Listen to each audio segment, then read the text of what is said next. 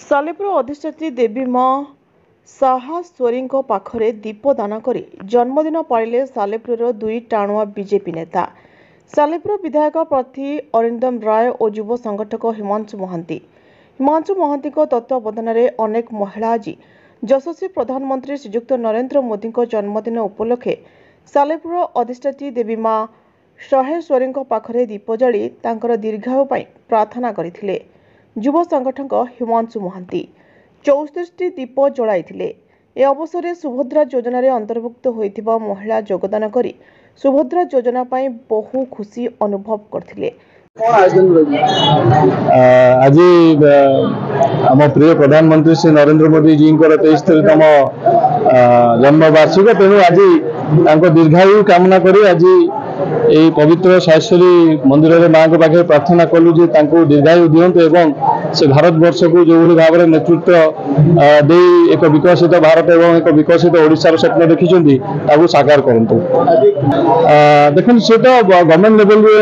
Programme होची block रे सालेपुर दुईटा ब्लॉक रे प्रोग्राम होची एवं भुवनेश्वर आम प्रिय प्रधानमंत्री निजे आसुचंती एवं आज सुभद्रा योजनार प्रथम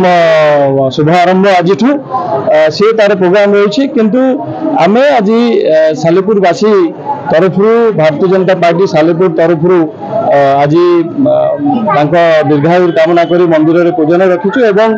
तापर आमे 2-3 जगह एमती बुलला परे आमे मेडिकल जीवु हॉस्पिटल जीवु पीएचसी को जीवु एवं सेठी रोगी मानक संगे देखा करी तांको पाई किछि कार्यक्रम रही आम प्रिय प्रधानमंत्री नरेंद्र मोदी जी को जन्मदिन उपलक्षे। रेणुबाला राउत ब्लॉक कनेक्टर और महिला मान सुभद्रा योजना नरेंद्र मोदी प्रथम किस्ती जेहेतु आज छाड़ी किसी माँ पाइबे किसी माँ पर मुहूर्त पाइबे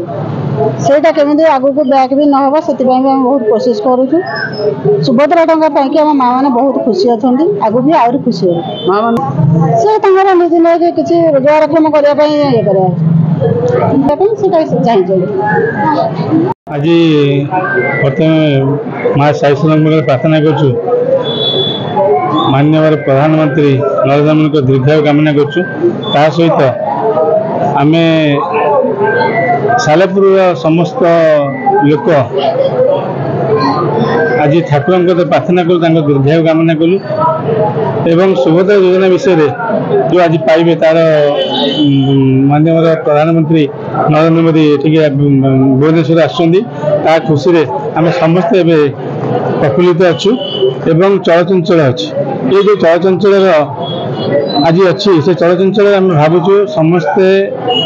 नरेंद्र मोदी दीर्घायु कामना करेंगे ता सहित विकास धारा को आगे ने मुझे साहेश्वरी माँ पाखे प्रार्थना करुँच। जय जगन्नाथ। मु आशा रखी प्राय समस्ते पाइबे बोली आशा रखी एवं समस्त से विषय करी आशा भी रखी निश्चित करी। Salepur Maheshwar Behera report Jyotiprabha news.